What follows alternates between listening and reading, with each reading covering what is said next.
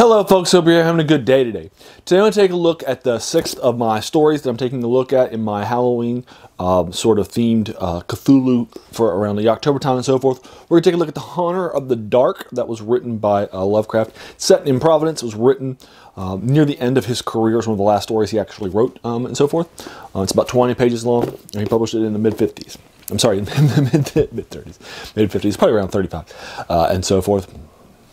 It's actually a sequel to a short story by another person. That person was Robert Bloch, who wrote a short story. So it's set with some similar characters and so forth. And its character is actually inspired. Its main character, Blake, is actually inspired by that guy and so forth, his friend and such. So we're going to take a look at that story here in a moment. Just as a reminder, basically what we're doing is I'm giving you a sort of impactful Cthulhu Mythos section of stories where I'm doing an accelerated one basically every other day for the month of October. And sort of a celebration of sort of the, the fact that this is the haunted time. And basically what I'm doing is I'm basically spending an entire Saturday here just recording all of these videos in ones, basically probably over the course of 10 or 12 hours or something crazy like that. I'm wearing my happy Halloween time. We're good to go. In the meantime, please note that the importance of the Cthulhu Mythos cannot be overstated. It's incredibly important, incredibly influential, and so forth. And H.P. Lovecraft pushed horror past its normal sort of boundaries of, oh my gosh, how am I going to survive this attack by this guy who wants to stab and kill me? Or how am I going to stop myself from being haunted by this ghost? To stories about like, hey, everybody's out to get you. The whole world is dark. And the more we learn about how bad it really is out there, the crazier we're going to become. Everything's out to get us. We're tiny, insignificant, minor little things. And so forth. And so he kind of pushed us past. And so horror that was written in the Cthulhu Mythos or after Lovecraft's time are going to be ones that push this sort of cosmic indifference, that nobody cares for you, nobody's going to be out there to help you. So we're taking a look at the sixth story that I'm looking at as a part of this collection. And this will be the last one we do by Lovecraft. I'm going to be turning over to Robert E. Howard for a couple of stories next, and so forth. And then we'll come back into some other stories that we're writing at the same time as Lovecraft. So the first thing I want to take a look at, though, is the Haunter of the Dark. And the Haunter of the Dark is good because it's a very quick, short story. It's also very late in his career, so it's got strong pacing, gets you in and gets you out. Basically, it's going to be set in Providence. We're going to be following the character of Blake. And Blake is basically going to be a little bit of an occultist, more because he just uses his research of the occult to inspire his short stories. He also writes some horror-inspired sort of art and like paintings, sculptures. He also writes poetry and stuff in addition to writing pure short stories. So he will research the occult and that sort of thing in order to find inspiration for his stuff that he's writing. So he's in Providence, he's researching some more stuff and doing some more and so forth. He comes across a reference and so forth. He's seeing this church steeple from across from the top of his loft in the window that's looking out of it. He's seeing this church steeple out across the way, and it's incredibly different, incredibly evocative. He spends some time just staring at it, and he says, I'm going to go check that out the next time I'm out in the area. So we'll head out to the area soon, and then check out, see if he can find that place and so forth. He finds that the district gets in is sort of this older sort of Italian immigrant district and so forth. Nobody wants to tell him what it is or what the church was or so forth. And then he sees kind of the steeple, and he goes to follow it so we can check it out. It's an old abandoned church that's in the area and so forth. He sneaks in to investigate the inside of the church. Inside the church, he'll find some things. He'll see this, a few books in a bookshelf that include some ancient tomes like the Necronomicon. He'll slip upstairs to the bell tower, and in the bell tower he'll find, instead of a bell, he'll actually find this podium with this old casket in it that's sealed, small little casket, not like a big casket for a person, smaller like a little box. And then also 7 chairs arrayed around the podium. Curious, he opens it up and he sees this unusual object. He calls it basically a shining trapeze heater. It's a mythos word. I don't care about that much. But he finds this object that he doesn't know what it is. It's shining at him and so forth. It draws his attention. It's affecting his soul. It's basically shining in his soul. And he spends time in it. He's fascinated by this object. And the longer he stares at it, the more captured he is by it. Eventually, something's going to go dark, and he realizes that something he was connecting to it for too long. So, he seals it back over with the lid of the casket.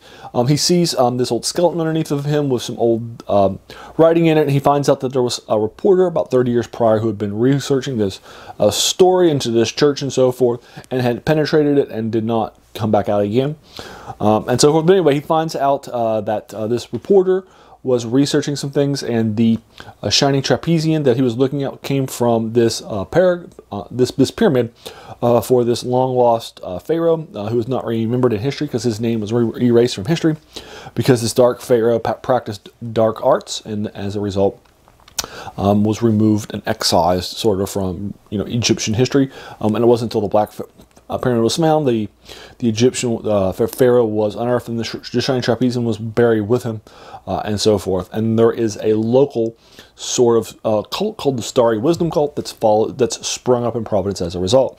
So he feels he's also sort of been told that he let something out. By keeping it open for too long, he can feel it from not just from what he's being told, from what he's being read, but he can also feel it too. And it seems like it has a connection with the light, and light keeps it at bay. And so our guy's going to head back over and trying to keep it at bay and so forth. Now I'm going to stop the synopsis there. I'll let you finish it up if you're interested. I'll link you to it below and so forth.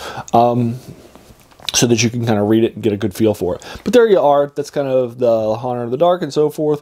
It's a very strong story. It's very evocative. The character, Blake, was intentionally written to be a little bit like Robert Bloch, the writer who wrote Psycho and some other major stuff. He's a big name, a horror writer for a few decades and so forth. But anyway, Robert Bloch also, I'm sorry, the character Blake that was inspired by him also feels a little bit like Clark Ashton Smith to me, who's also another friend of Lovecraft and a big writer for Weird Tales, as he was somebody who was famous for writing poetry, art, sculpture, and so forth more than his written sort of more prose fiction that he wrote. And so he was only writing it for about 5 or 6 years, mostly for Weird Tales during that time period. And so Blake also kind of seems a little bit like Clark Ashton Smith to me too, in sort of his characterization and such. So anyway, there's a story for you. Want to go ahead and leave it to you there. It's actually very well done. I think it's well paced. You can definitely see Lovecraft at the end. It does have some very quick sort of Cthulhu mentions from other Mythos works that connect it to the larger story. Other than the Black Pharaoh Nefer-Ka, there's not a whole lot here that connects it to the rest of the thing. There's the occasional mention of like the Necronomicon and a quick little aside or something like that. But it's basically just window dressing that's used to kind of add some sort of seriousness to the world and to what's happening and so forth.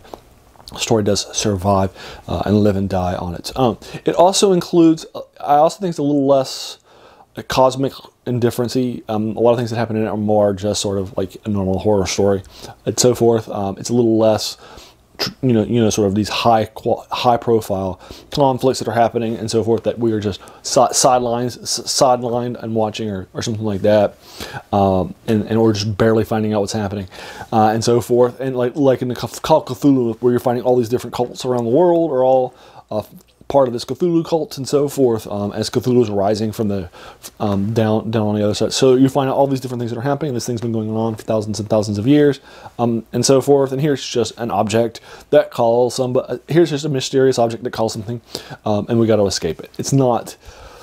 That's not an uncommon horror trope. And so let's be honest. I mean, he does it well, but it's not. It's not something that's normally something that Cthulhu that would be in your Cthulhu Mythos or a Lovecraftian story that pushes this idea of horror more, and so forth. Other horror writers were writing that too. Again, he's not doing a bad job with it. It's not something that would be traditionally more Lovecraftian in his style and so forth. That's why I say that for the sixth story. But it's also well done. It's one of the last stories he'll write, and so forth. And again, I do think it's very well crafted. It's very quick, and the pacing on it is very strong. You'll be into it and out of it in a half an hour easy. And so forth. 45 minutes if you want to slow down and enjoy yourself with his extensive writing and style. So what did you think of the story? Did you agree or disagree with it? Happy to engage you with those comments in the below. Also, if you disagree with my thoughts on it, happy to talk with you about that too, and so forth. And hey, if you watch this video all the way to the end, I want to thank you. We all have such busy days and busy lives. So the fact you spent this time with me, That's something very humbling, so thanks, I appreciate that. Also, hey, if you like this video, there's no reason not to hit that subscribe button. I'm really fascinated by a lot of these sort of older stories that bring out horror, science fiction, and fantasy works, and this channel is kind of dedicated to those three genres. So please take a look at it. If you like this, there's going to be so many more to follow, so thanks again.